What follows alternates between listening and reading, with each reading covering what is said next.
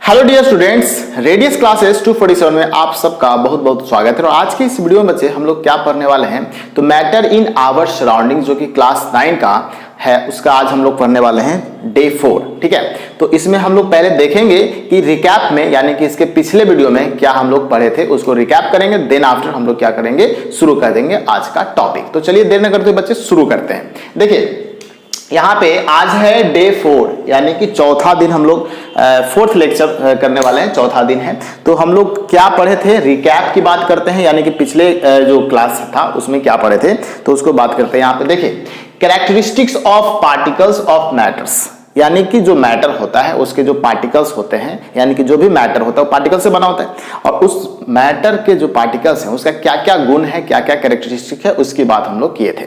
तो यहाँ पे सबसे पहले देखिए क्या है कि जो पार्टिकल्स के जो कैरेक्टरिस्टिक्स में पहला जो कैरेक्टरिस्टिक्स है बच्चे, उसका यहाँ पे देख सकते हैं, particles have spaces between them, यानी कि जो पार्टिकल्स होते हैं उसके बीच में स्पेसेस होते हैं। जैसे सॉलिड में सबसे कम स्पेसेस होते हैं, लिक्विड में उससे ज्यादा होते हैं, और गैसेज में सबसे ज्यादा होते हैं, यानी कि उसके बीच में जगह होते हैं, खाली स्थान होते हैं। ठीक है, उसके बाद सेकंड हमारा क्या था, सेकंड था कि जो पार्टिकल्स होते हैं कंटिन्यूअसली मूव करते हैं, यानी कि जो भी पार्टिकल्स होते हैं वो क्या करते हैं, हमेशा मूव करते रहते हैं। जगह जिसमें कम होगा उसमें कम मूव करेंगे। जैसे कि फॉर एग्जांपल सॉलिड की बात करते हैं, ठोस में जो पार्टिकल्स होते हैं बहुत कम मूव करते हैं, ना के बराबर मूव करते हैं। उसी तरह से लिक्विड में जो है वो लिक्विड में आप देख सकते हो कि उसमें ज्यादा मूव करते हैं, और गैसेज में बहुत ज्यादा मूव करते हैं क्योंकि उसमें खाली जगह बहुत ज्यादा होता है। तीसरा कैरेक्टरिस्टिक था कि दे अट्रैक्ट ईच अदर, यानी कि जो पार्टिकल्स होते हैं उस सभी में अट्रैक्शन होता है कि एक पार्टिकल दूसरे पार्टिकल्स को अट्रैक्ट करता है, अपनी ओर खींचता है,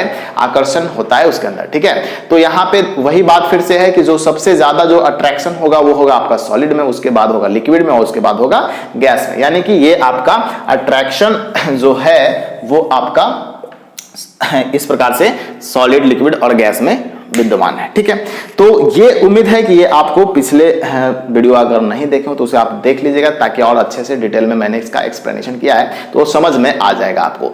आज के इस टॉपिक में क्या पढ़ने, आज का टॉपिक हमारा है स्टेट्स ऑफ मैटर्स। देखिए जो भी ऐसे तो मैटर्स के 5 स्टेट होते हैं, लेकिन बेसिकली आपको 3 ही स्टेट जानना है। ठीक है, सॉलिड, लिक्विड और गैस। तो आज हम लोग इसको डिटेल में समझने का कोशिश करते हैं कि सॉलिड, लिक्विड, गैस क्या है, क्या स्टेट्स हैं, इसमें क्या क्या कैरेक्टरिस्टिक्स होते हैं, कैसे पहचानेंगे कि सॉलिड या लिक्विड या गैस है। तो स्टेट्स ऑफ मैटर की अगर बात करें बच्चे, तो स्टेट्स ऑफ मैटर कितने हो गए, 3 हो गए, सॉलिड, लिक्विड और गैस। ठीक है, सॉलिड, लिक्विड और गैस 3 स्टेट्स हो गए, ठोस, द्रव और गैस जिसको बोला जाता है। तो चलिए आइए हम लोग बारी बारी से सभी का डिफरेंशिएशन करते हुए समझते हैं कि कौन सॉलिड है, कौन लिक्विड है, कौन गैसेस है। तो सिंपल सा आपको एक मैं पिक्चर बना देता हूं। तो यहां पे देखिए, मान लीजिए कि हमारे पास एक ब्लॉक है, कोई वुडन ब्लॉक है। ठीक है, इसको सॉलिड बोल सकते हैं आप। वाटर की बात अगर करते हैं तो ये है वाटर का, ठीक है, और उसके बाद अगर गैसियस की बात करते हैं तो ये गैसियस का ब्लॉक है। ठीक है, अब इसमें पार्टिकल्स को कैसे हम लोग अरेंज करेंगे, सबसे पहले तो यही देखेंगे कि पार्टिकल्स को कैसे अरेंज किया जाता है। तो अगर बात किया जाए बच्चे, तो यहाँ पे आप देख सकते हो कि जो भी पार्टिकल्स हैं वो पार्टिकल्स कैसे हैं, इस प्रकार से व्यवस्थित है, यानी कि इस प्रकार से इसमें जमा होता है। यानी कि सॉलिड में जगह बहुत कम होता है, यानी कि पार्टिकल्स बहुत नजदीक नजदीक होता है, इस कारण से इसका फोर्स ऑफ अट्रैक्शन ज्यादा होता है, और इसको बोल सकते हैं कि इसका जो शेप, साइज डेफिनेट होता है, वॉल्यूम भी क्या होगा, डेफिनेट होगा। तो बात करेंगे इसमें पार्टिकल्स की बात करें तो पार्टिकल्स देखिए थोड़ा थोड़ा दूर दूर होता है, पार्टिकल्स क्या होते हैं, दूर दूर होता है। ठीक है, और इस वाले में जो पार्टिकल्स होता है बहुत दूर होता है। ठीक है, यानी कि बहुत खाली जगह इसमें ज्यादा होता है। तो इसके आधार पे अब देखिए इसका फिजिकल जो नेचर होगा, सॉलिड का फिजिकल कैरेक्टरिस्टिक्स कैसा होगा, फिजिकल उसका जो भौतिक कैरेक्टरिस्टिक होगा, तो आप देख सकते हैं कि इसमें भौतिक कैरेक्टरिस्टिक क्या होगा, डेफिनिट शेप, क्या होगा, definite shape and volume.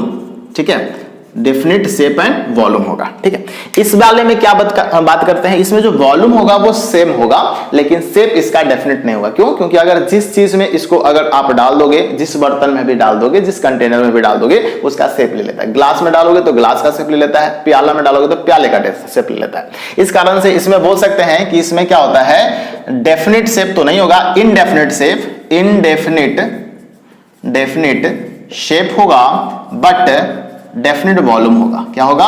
Definite volume हो जाएगा। वॉल्यूम इसका क्या होगा? डेफिनिट होगा। उसके बाद बात करते हैं गैस की। तो गैस में आप देख सकते हो कि गैस में क्या होगा? दोनों के दोनों चीज नहीं होगा, यानी कि इनडेफिनिट होगा। यानी कि यहां पे देख सकते हैं indefinite volume and shape and volume, shape and volume, ठीक है। शेप एंड वॉल्यूम क्या होगा? इनडेफिनिट होगा। एग्जांपल्स की बात करें तो क्या हो गया? यहां पे देख सकते हैं एग्जांपल्स में आप सॉलिड में आप देख सकते हो कि वुड हो गया, ठीक है, ये एग्जांपल्स की बात हो रहा है। तो वुड हो गया, सुगर हो गया, ठीक है, वुड, सुगर, आयरन, ठीक है, ये सब आयरन, स्टील, ये सब के सब क्या है? आपका सॉलिड का एग्जांपल्स है। इसकी बात करते हैं एग्जांपल्स में, तो यहां पे देख सकते हैं कि लिक्विड में आपका वाटर हो गया, वाटर, ठीक है, एग्जांपल्स में क्या हो जाएगा?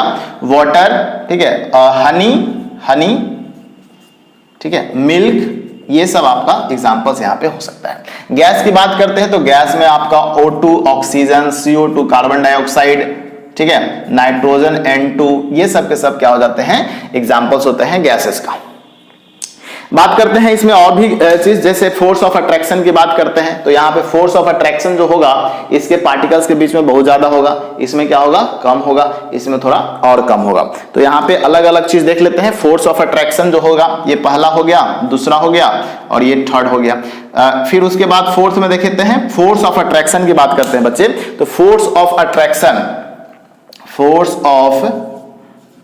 अट्रैक्शन की बात करते हैं तो यहां पे देख सकते हो सबसे हाई होगा। सॉलिड में क्या होगा? सबसे हाई होगा।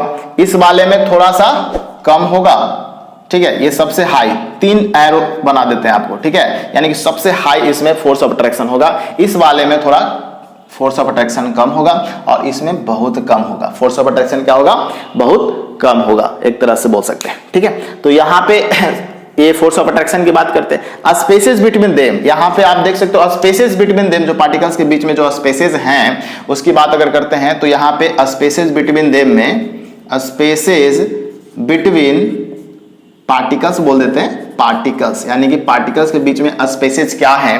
तो यहां पे देख सकते हैं इस वाले में स्पेसेस बहुत कम है, इस वाले में बहुत कम स्पेसेस है, देख सकते हो। ये 3 एरो से डाउन एरो से बता देते हैं आपको कि स्पेसेस बहुत कम है, ठीक है। उसके बाद अगर बात करते हैं इस वाले में अगर देखा जाए तो थोड़ा सा कम है और इस वाले में बहुत ज्यादा, एकदम बोल सकते हैं इसमें बहुत ज्यादा कम है, ठीक है। तो यहाँ पे एक तरह से देख सकते हैं कि स्पेसेस बिटवीन देम की बात ये है, फोर्स ऑफ अट्रैक्शन की बात ये है, ठीक है। जिस बर्तन में डाल दोगे उसका शेप ले लेगा।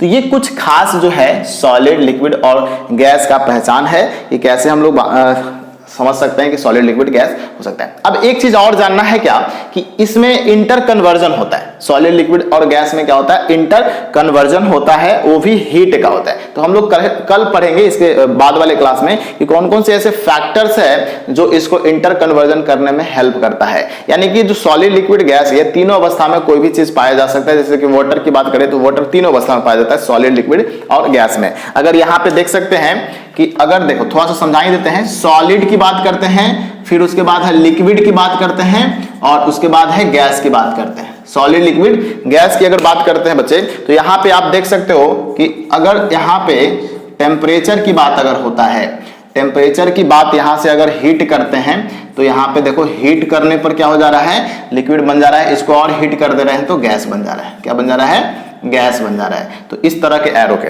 अगर उधर से आते हैं, गैस को अगर हम लोग क्या कर देते हैं? कूल कर देते हैं। क्या कर देते हैं?